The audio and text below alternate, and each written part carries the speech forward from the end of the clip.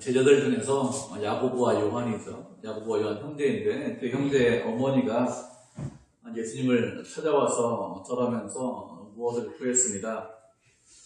야고보와 요한이 직접 구해도 되는데 직접 구하지 않고 그들의 어머니가 형제를 대동하고 와서 구했죠.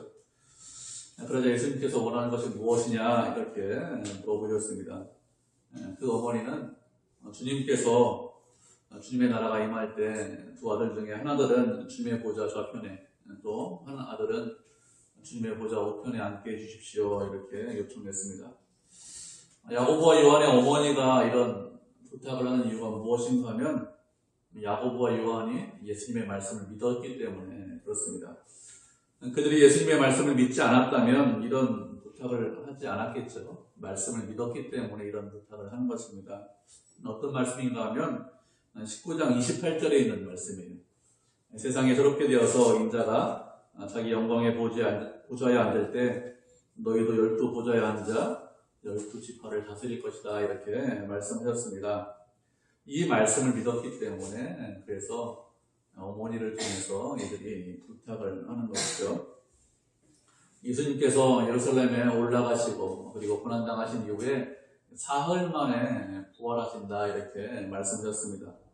의미를 잘 모르겠지만 사흘 만에 부활하신다 이렇게 말씀하셨기 때문에 그렇게 사흘 만에 부활하시면 세상이 새롭게 될 것인데 그러면 모든 제자들이 12보좌에 앉을 것이다. 그때 우리가 주님의 좌우편 자리에 앉자 이렇게 생각을 한 것입니다.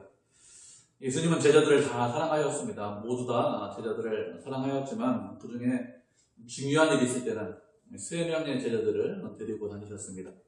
베드로와 야고보와 요한을 데리고 다니셨습니다. 더 사랑해서 그렇게 한 건 아니고 그들에게 맡기실 일이 있기 때문에 그런 것들을 하셨죠. 변화산에 올라가실 때도 이 3명의 제자만 데리고 올라가셨습니다. 그리고 회당장 야이로의 죽은 딸을 살리실 때도 이 3명의 제자를 데리고 죽은 딸을 살리셨습니다. 모든 제자를 다 데리고 가는 것이 아니죠. 제자 중에 베드로, 야고보, 요한 이렇게 3명만 데리고 가셨는데 그 중에서 베드로가 나이가 가장 많잖아요. 그리고 우리가 알기로는 베드로를 수제자로 알고 있습니다. 제자들도 그렇게 알고 있어요. 사도행전에 보면 예수님께서 부활하신 이후에 첫 번째 설교할 때 베드로가 모든 사도 중에서 베드로가 설교하죠. 그리고 그렇게 수제자로 알고 있습니다. 예수님께서 영광의 보좌에 앉으시면 그러면 12명의 제자가 다 보좌에 앉는다고 했는데 그런데 예수님의 좌우편 자리는 2자리밖에 없죠. 야고보 요한이 볼 때는 나머지 9명의 제자들 참 열심히 있는 것 같습니다. 그런데 베드로보다 우리가 더 열심히 있느냐? 이것은 크게 장담을 하지 못하는 것이죠. 베드로는 다른 제자들이 생각하기에 수제자다 이렇게 생각하고 있고 그리고 자신도 그렇게 생각하고 또 예수님에 대한 열심도 대단하죠. 무리를 걸어 오기도 하고 또 예수님께서 이런저런 질문을 하시니까 그런 질문에 대한 대답도 곧잘합니다. 그래서 우리가 베드로보다 더 열심히 있느냐? 이것에 대한 확신이 없는 거죠. 좌우편 자리는 2자리인데 사람은 3사람입니다. 어떻게 됩니까? 한 사람 밀어내야죠. 그래야 내가 그 자리 차지하는 거 아닙니까? 생각하기를 베드로 밀어내자, 우리 형제가 차지하자 이런 거예요.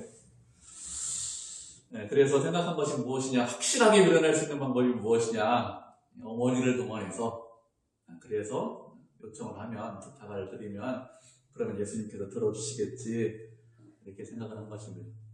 이들은 아무런 열심도 하지 않고 아무런 노력도 없이 예수님 보좌 좌우편 자리를 달라 이렇게 요청을 하는 것이 아닙니다.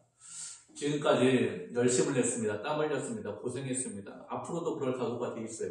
앞으로도 그렇게 땀 흘리겠습니다. 고생하겠습니다. 그러니 우리가 좌우편 자리를 차지해도 크게 문제가 없을 것이다 이렇게 생각하고 확실하게 어머니를 통해서 좀 부탁하자 이렇게 하고 부탁을 하고 있는 것입니다. 이 말을 들은 예수님께서 무엇이라고 하십니까? 너희는 너희가 구하는 것을 알지 못한다 이렇게 말씀하셨습니다. 예수님의 말씀대로 야고보와 요한은 그들이 무엇을 구하는지 알지 못하고 있습니다.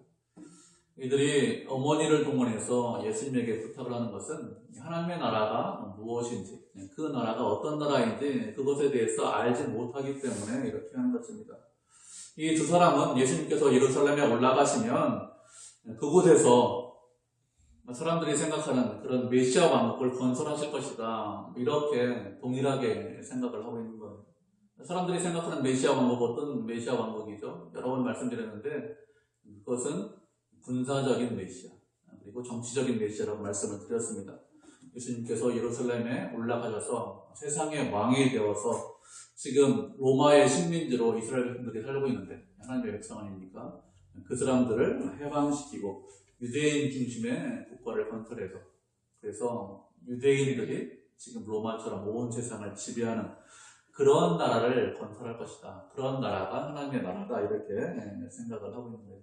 그 나라의 왕이 되면, 그러면 보좌 좌우편 자리 다 앉지만 그 중에서 가장 가까운 자리, 그 자리를 달라, 이렇게 요청을 하고 있는 것입니다. 그들의 생각을 알고 계신 예수님께서 무엇이라고 하십니까? 너희들은 너희들이 구하는 것이 무엇인지 알지 못한다라고 하셨습니다. 그러면서 말씀하시기를, 그러면 너희는 내가 마시려는 잔을 마실 수 있느냐, 이렇게 물어보셨어요. 예수님께서 마시려는 잔은 어떤 잔이죠? 예수님께서 마시려는 잔은 고난의 잔입니다. 십자가를 지는 것이죠. 우리의 모든 죄, 세상 사람들의 모든 죄를 짊어지시고 하나님의 저주와 형벌을 십자가에서 받는 것입니다. 그래서 그 십자가에서 죽으시는 것이죠. 이 예수님 십자가의 고난은 아무나 질 수 있는 그런 고난의 잔이 아닙니다. 죄를 가진 인간이 질 수 있는 그런 십자가가 아니죠. 죄인은, 우리 같은 죄인은 다른 사람의 죄를 대신해서 짊어질 수 없습니다. 우리도 죽어요. 왜 죽죠? 우리의 죄 때문에 죽습니다. 다른 사람의 죄 때문에 죽는 것이 아니라 내가 잘못하고 내가 죄를 져서 그래서 죽죠.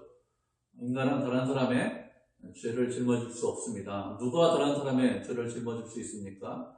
죄가 없는 사람이, 죄가 없으신 참 하나님이시고 참 인간이신 예수님만 십자가를 질 수 있습니다. 예수님만 고난의 잔을 마실 수 있습니다. 그런데 이 고난의 잔을 마시는 것, 십자가를 지는 것이 쉬운 일이냐? 쉬운 일이 아닙니다. 예수님께서 이렇게 기도하셨습니다. 마태복음 26장에 보면 이렇게 기도하셨어요. 조금 나아가서 얼굴을 땅에 대시고 엎드려 기도하여 이르시되, 내 아버지여, 만일 할만하시거든 이 잔을 내게서 지나가게 하옵소서. 그러나 나의 원대로 마시고 아버지의 원대로 하옵소서. 이렇게 말씀하시면서 이렇게 기도하셨습니다. 왜 이렇게 기도하십니까? 예수님이니까 모든 것이 다 쉽지, 어렵지 않지, 이렇게 생각하실 수 있는데 그렇잖아요. 십자가를 지시는 것은 예수님도 어려운 그런 고난의 잔입니다.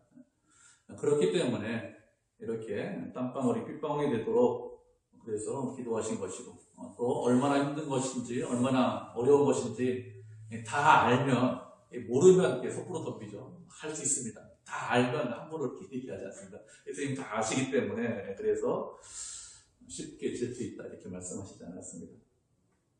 그런데 야고보 요한에게 이 고난의 잔을 마실 수 있느냐, 이렇게 물어보시니까 그들이 무엇이라고 대답합니까? 용감하게 잔을 마실 수 있습니다, 이렇게 대답합니다. 이 두 사람이 이런 고난의 잔을 마실 수 있습니다, 이렇게 대답하는 이유가 무엇일까요? 정말로 십자가를 질 수 있기 때문에 이렇게 대답을 하는 것입니까? 그렇지 않습니다. 예수님께서 십자가에 죽으시는 날, 그날 잡혀가실 때 그때 어떻게 하죠? 제자들 다 도망갑니다. 모든 제자가 다 도망가죠. 베드로만 나중에 따라가고 3번 부인하는데, 그렇게 잡혀만 가도 다 도망가는데 어떻게 고난의 잔을 마실 수 있습니까? 진노의 형벌은, 그리고 인간은 하나님께서 내리는 진노의 형벌을 견딜 수가 없죠. 그런데도 저희들이 십자가를 질 수 있습니다, 고난의 잔을 마실 수 있습니다, 이렇게 말하는 것은 내가 더 땀 흘리고 내가 더 노력하고 내가 더 고생해야 예수님께서 예루살렘에 올라가셔서 영광의 보좌에 앉으실 때 그때 우리가 보좌 좌우편에 앉을 수 있습니다, 이런 마음이 있기 때문에 고생하겠습니다, 이렇게 이야기를 하는 것이죠. 어떤 고생이든지 어떤 어려움이든지 우리가 감당하겠습니다. 예수님을 위해서 얼마든지 고생할 수 있습니다. 아무런 고생 없이 아무런 노력과 열심 없이 보좌 좌우편의 자리를 달라고 하는 것도 아닙니다. 만약에 고생하지 않고 그런 자리를 달라고 하면, 좋은 자리를 달라고 하면, 그러면 그 사람 나쁜 사람이죠. 저희는 그렇게 나쁜 놈들은 아닙니다. 나쁜 짓을 하려고 달라고 하는 것이 아닙니다. 고생할 거가 충분히 되어 있습니다. 이런 심정으로 그 잔을 마실 수 있습니다. 이렇게 이야기를 하는 것입니다. 예수님은 이들이 어떤 마음을 가지고 이 잔을 마실 수 있다라고 하는지 그들이 말하는 의도를 다 알고 계셨습니다. 그래서 말씀하시기를 너희는 이 잔을 마실 수 없다. 너희가 마시려고 하는 이 잔은 너희가 마시지 못하고 나 혼자만 마실 수 있다. 이렇게 말씀하셔야 될 것 같은데 무엇이라고 말씀하십니까? 너희가 이 잔을 마실 수 있다. 이렇게 말씀하셨어요. 야고보와 요한이 이 잔을 마실 수 있다. 이렇게 말씀하셨는데 무슨 뜻입니까? 이들이 예수님 대신해서 십자가 질 수 있다. 이런 의미로 말씀하신 것입니까? 그런 의미는 아니라겠죠. 예수님 말고는 다른 사람이 십자가를 질 수 없습니다. 그러면 무슨 의미로 너희가 이 잔을 마실 수 있다 이렇게 말씀하셨을까요? 무슨 뜻인지 우리가 말씀을 한 구절 살펴보도록 하겠습니다. 골로새서 1장 24절입니다. 골로새서 1장 24절.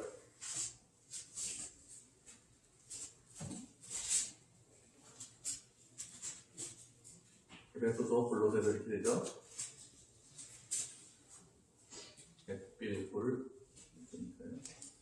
골로새서 1장 24절입니다. 찾으셨습니까? 골로새서 1장 24절 같이 한 목소리를 읽겠습니다. 시작. 나는 이제 너희를 위하여 받는 괴로움을 기뻐하고 그리스도의 남은 고난을 그의 몸된 교회를 위하여 내 육체에 채우노라. 아멘. 서도버린 말이죠. 예수님께서 우리를 구원하셨습니다. 그래서 십자가에 달려 돌아가셨습니다. 그렇게 십자가에 달려 돌아가신 것, 그것이 우리가 구원받는데 무엇인가 부족하고 무엇인가 더 필요하냐 그 이상 그런 것들은 아무것도 없습니다. 우리가 구원받는데 예수님의 십자가의 고난만 있으면 됩니다. 더 이상 어떤 다른 고난도 다른 어떤 어려움도 필요하지 않습니다. 예수님의 십자가의 사역으로 우리의 구원은 완전히 완성이 되었죠. 완결이 되었습니다. 그렇게 예수님께서 십자가에 달려 돌아가시고 부활하셨지만 그렇지만 세상에서는 여러 가지 어려움이 있습니다. 예수님을 믿는 우리들에게 세상은 적대적입니다. 이렇게 세상이 우리를 미워하고 싫어하기 때문에 세상에서 예수 믿는 사람으로 그리스도인으로 사는 것이 그렇게 쉽지 않죠. 그러면서 많은 사람이 고난당하고 어려움 당합니다. 바울도 고난도 많이 당했고 사도들도 그렇습니다. 복음 전하면서 그리스도인으로 살면서 하나님의 백성으로 살면서 고난 당하지 않고 어려움 당하지 않고 그렇게 사는 사람이 있느냐? 그런 사람은 아무도 없습니다.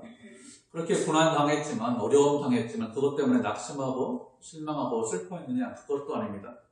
오히려 고난 당하고 어려움 당하는 것 때문에 기뻐하고 즐거워했습니다.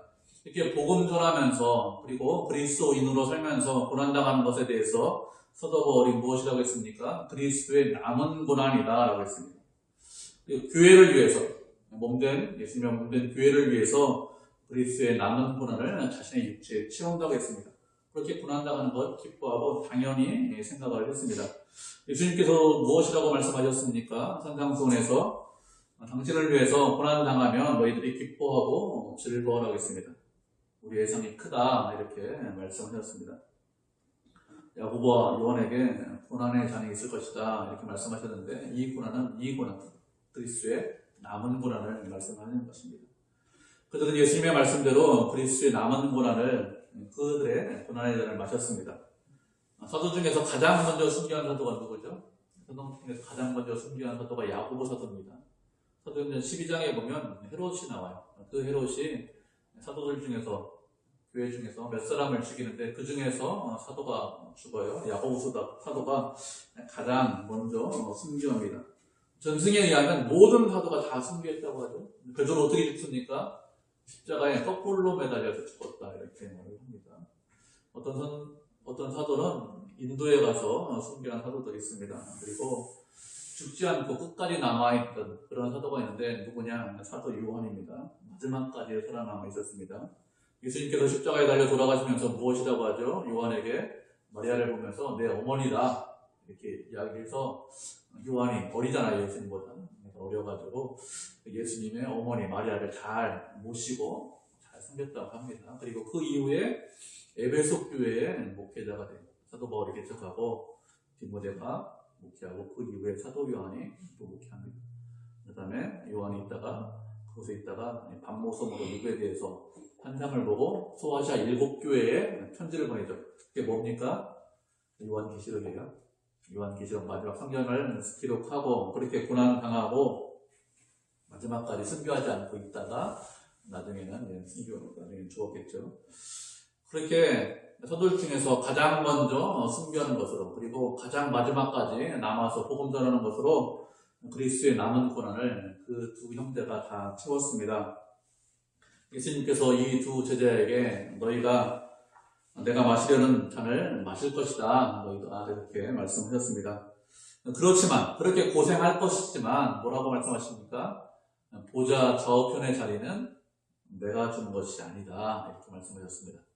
예수님께서 주는 것이 아니라 누가 주신다고 했습니까? 아버지 하나님께서 어떤 사람들을 예배해 주셨는데 그 예배해 준 그 사람들이 보좌의 좌우편 자리에 앉을 것이라고 했습니다. 예수님 보좌 좌우편 자리는 예수님에게 부탁한다고 그 자리를 앉을 수 있느냐면 그렇지 않다는 것이죠. 내가 소원하고 내가 땀 흘리고 내가 열정을 낸다고 그 자리가 내 자리가 되느냐? 그것도 아니라는 것입니다. 하나님께서 하나님의 뜻대로 당신이 원하는 사람에게 그 자리를 주실 것입니다. 우리가 원한다고 내가 원한다고 차지할 수 있는 것이 아닙니다. 우리는 무엇을 하면 되죠? 하나님께서 우리에게 부탁하신 것, 내게 명하신 것, 그것만 감당하면 됩니다. 보좌 좌우편 자리 좋은 자리인데 그 자리에 탐낼 필요가 전혀 없죠. 하나님께서 명령하신 대로 순종하면 그러면 됩니다. 두 제자가 예수님을 대동하고 예수님을 찾아갔다는 것을, 어머니를 대동하고 예수님을 찾아갔다는 것을 다른 제자들이 들었어요. 다른 제자들이 어떻게 반응합니까? 다른 제자들이 두 형제에 대해서 분하게 여겼다 이렇게 말씀하고 있어요. 다른 제자들이 두 형제에 대해서 분하게 여기는 이유가 무엇일까요? 두 형제가 좌우편 자리를 요구했는데 그 요구는 실패로 돌아갔습니다. 그렇지만 이런 요청한 그 형제들에 대해서 분한 마음이 있는 것입니다. 불만이 있는 것이죠. 왜 그런가 하면 지금까지 이들이 예수님을 따라다니는 이유가 무엇이냐? 그 당시 많은 사람들에게 비난받고 서기관들, 바리새인들에게 욕을 먹으면서 그러면서 예수님을 따라다니는 이유가 무엇인가 하면 예수님께서 예루살렘에 올라가셔서 왕이 되시면 그러면 높은 자리에 올라가기 위해서 그렇게 한 것입니다. 지금까지 땀 흘리고 고생하고 노력했는데 그 땀 흘리고 고생하고 노력한 거 보상받기 위해서 그렇게 하는 것이죠. 그런데 자신들은 어떻게 하고 있죠? 참고 있는 거예요. 두 형제가 어머니를 동원해가지고 부탁하니까 어떻게 그럴 수가 있느냐? 나도 못해서 그런 거 아니야. 나도 사실 다 할 수 있거든. 그런데 하고 싶지만 참고 있는 것이다. 누구는 그런 요구 못해서 그렇게 하지 못해서 그런 행동을 안 하는 것이 아닌데 얼마든지 할 수 있는데 그런데 여러 가지 사정을 생각해서 환경을 생각해서 참고 있는데 두 형제는 참지 못하고 인내하지 못하고 이런 부탁을 했다니까 그것도 자신들이 부탁한 것이 아니라 어머니 동원해서 확실하게 자리 차지하려고 하니까 그것 때문에 분하게 여겼습니다. 그러면 제자들이 더 높은 자리, 더 좋은 자리, 보좌 좌우편 자리를 차지하려고 하는 이유가 무엇일까요? 왜 그런가 하면 더 높은 자리에 가야, 더 좋은 자리에 가야, 더 힘있는 자리에 가야 주를 위해서 더 많이 봉사할 수 있습니다. 더 충성하고 더 열심을 낼 수 있습니다. 그래서 더 높은 자리에 올라가려고 하겠죠. 그냥 높은 자리에 올라가서 놀겠다 이런 마음이 있는 것은 아닙니다. 나도 더 많이 충성하고 싶습니다. 나도 더 열심을 내겠습니다. 그런 마음이 있는 거예요. 없는 거 아닙니다. 그런데 또 어떤 마음이 있습니까? 그런 마음만 있는 것이 아니라 더 높은 자리에 올라가서 다른 사람들로부터 칭찬도 받고 인정도 받고 존경도 받겠다 이런 마음이 있는 것입니다. 내가 높은 자리에 올라가면 많은 사람이 나를 칭찬하겠지. 내가 높은 자리에 올라가서 권세를 부리면 그러면 많은 사람이 내 앞에 와서 무릎 꿇겠지 이런 마음이 있죠. 그러니까 분하게 여기겠죠. 그래 내가 더 높은 자리에 올라가야 되는데 내가 더 고생했는데 왜 너희들이냐 이렇게 생각을 하는 것입니다.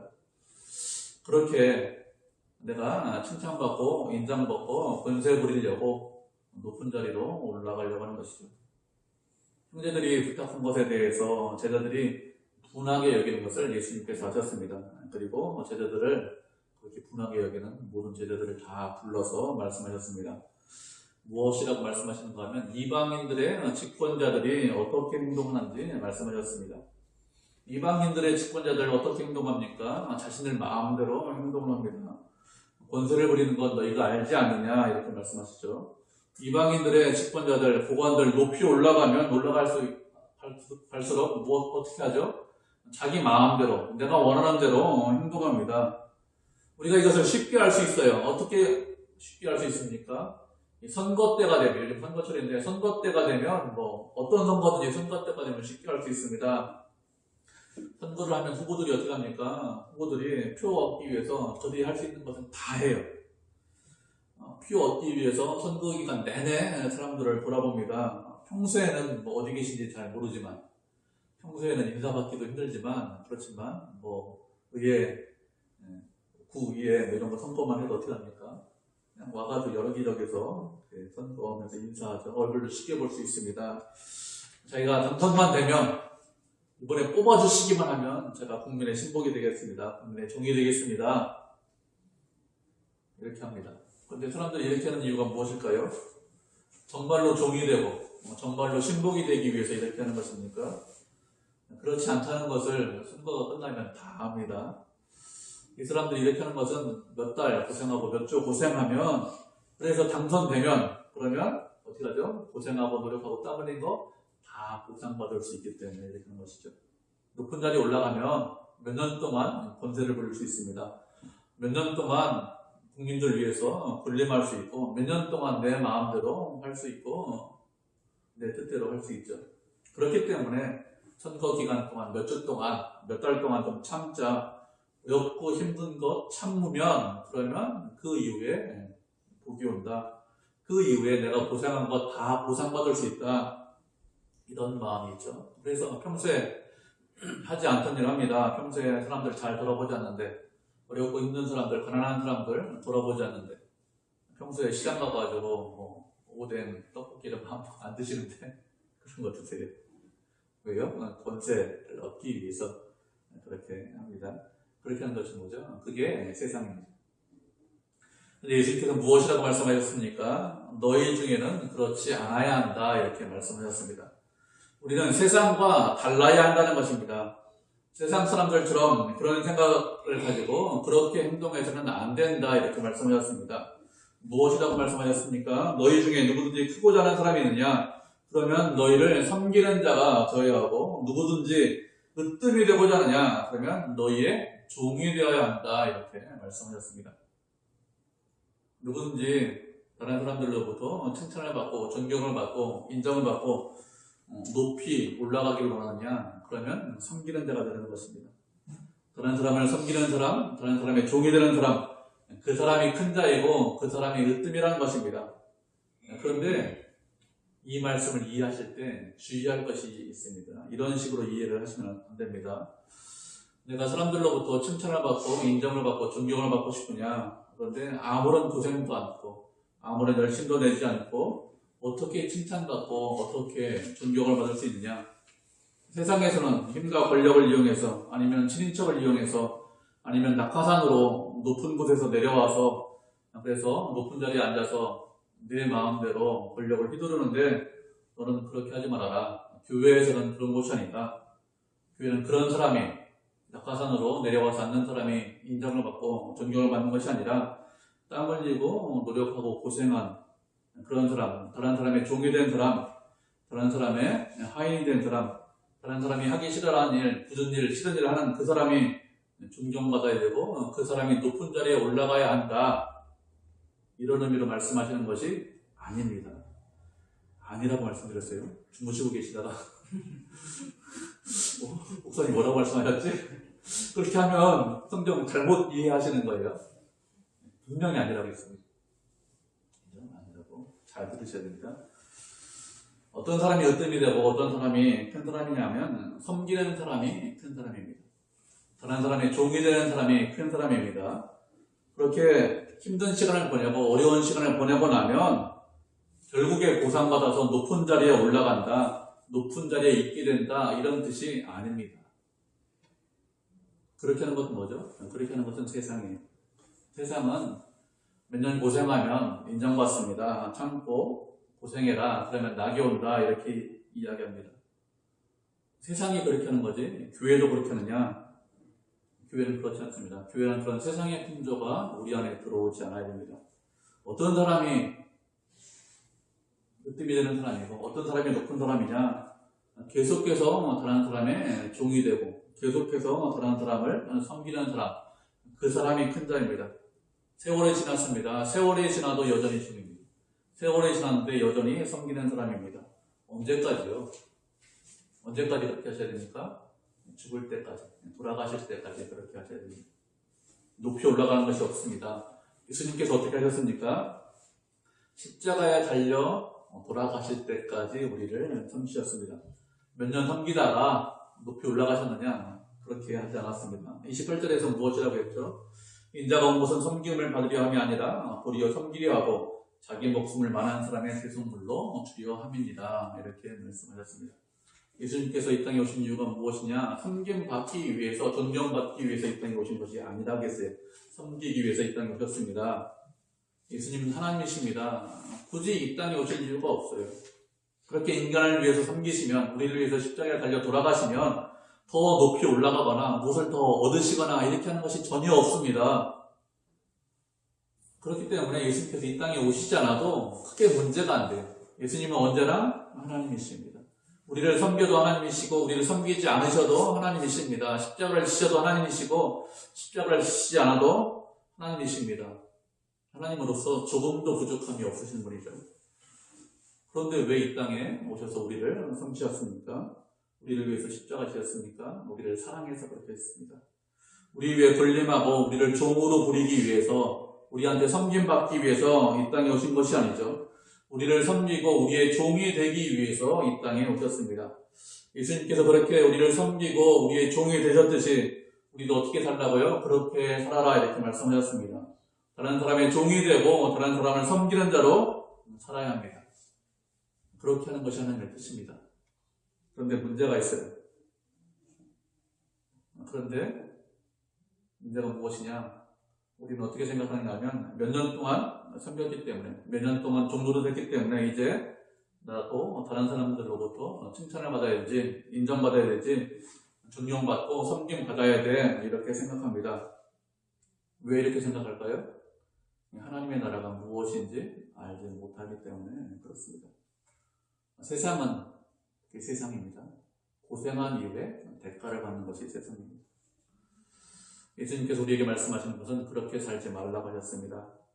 죽을 때까지, 여러분, 저와 여러분 천국 갈 때까지 종입니다. 우리는 죽기까지 다른 사람을 섬기셔야 돼요. 그것이 하나님의 나라입니다.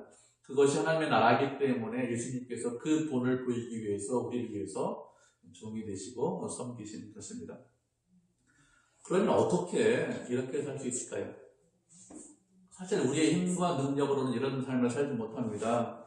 우리는 어떻게 살기를 원하죠?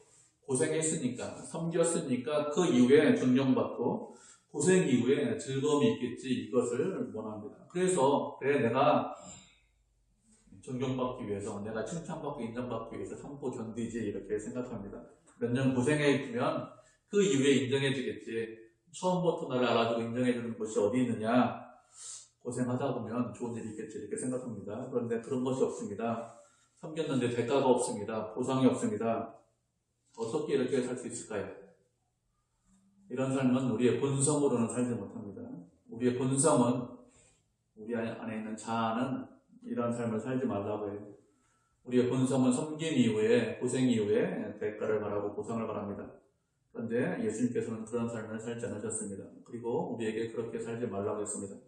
어떻게 그렇게 살 수 있을까요? 우리가 말씀을 한 절을 보도록 하겠습니다. 요한복음 15장 5절입니다.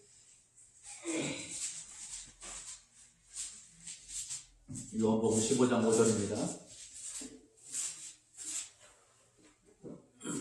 찾으셨죠? 잘 아는 구절입니다. 모르는 구절입니다. 요한복음 15장 5절 한 목소리를 같이 읽겠습니다. 나는 포도나무요 너희는 가지라. 그가 내 안에 내가 그 안에 거하며 사람이 열매를 많이 맺나니 나를 떠나서는 너희가 아무것도 할 수 없습니다. 아멘. 예수님께서 당신을 떠나서는 아무것도 할 수 없다고 말씀하셨습니다.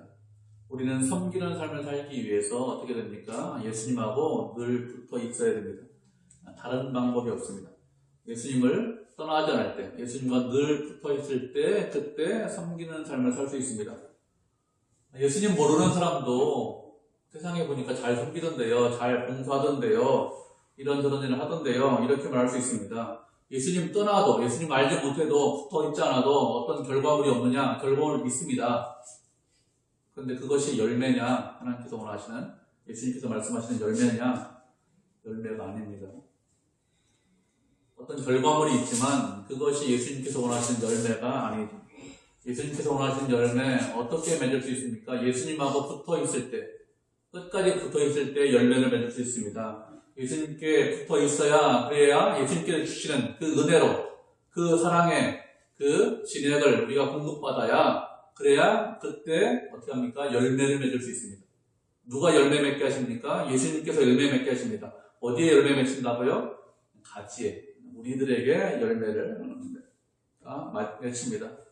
예수님을 떠나지 않고 붙어 있으면 우리에게 예수님께서 원하시는 열매를 맺게 하십니다. 그렇게 맺을 수 있습니다.